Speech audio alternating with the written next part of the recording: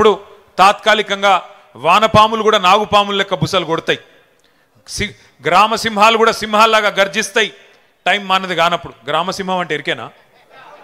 నేను అంతకంటే ఎక్కువ చెప్పా. టైం వస్తుంది అప్పుడప్పుడు. బో బో అనేటోడు కూడా సింహం లెక్క గాండ్రించే సందర్భాలు చూస్తాం కొన్ని.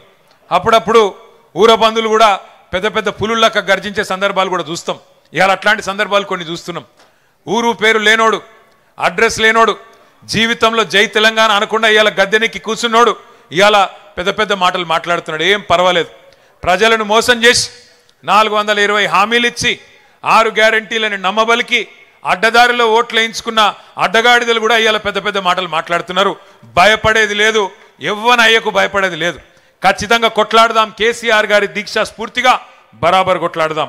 కానీ గుర్తు చేసుకుందాం, తెలంగాణ కోసం ఒక కేసీఆర్ గారే కాదు, మొదటి నుంచి 1948 నుంచి 52 నుంచి త్యాగాలు చేసిన వాళ్ళందరినీ కూడా ఒక్కసారి తిరిగి మననం చేసుకుందాం. ఆనాడు ఎట్లుండే, స్వాతంత్రం వచ్చినాక పరిస్థితి ఒక్కసారి గుర్తు చేసుకోండి.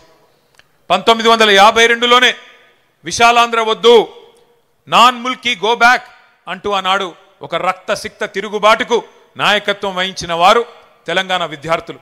ప్రొఫెసర్ జయశంకర్ లాంటి నాయకులు ఆనాడు విద్యార్థులుగా నాన్ ముల్కీ గో బ్యాక్ ఉద్యమంలో 1952లోనే పోరాటం చేస్తే ఆ రోజు కూడా అప్పటి కాంగ్రెస్ ప్రభుత్వం కర్కశంగా పోలీసు తూటాలలో 7 మంది విద్యార్థులను కాల్చి చంపి మన సిటీ కాలేజీలో మన హైదరాబాద్లోనే 7గురిని కాల్చి చంపింది 1952లో.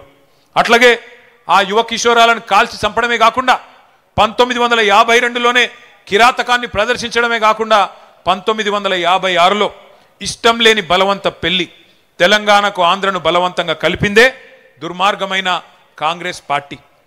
ఆ రోజు నుంచి 1952 నుంచి మొదలు పెడితే 2025 వరకు కాంగ్రెస్ మొదటి నుంచి తెలంగాణకు మొదటి శత్రు, మొట్టమొదటి విలన్, తొలి విలన్ ఎవడంటే కాంగ్రెస్ పార్టీయే. 56లో ఇష్టం లేని బలవంతం పెళ్లి చేసింది కాంగ్రెసే.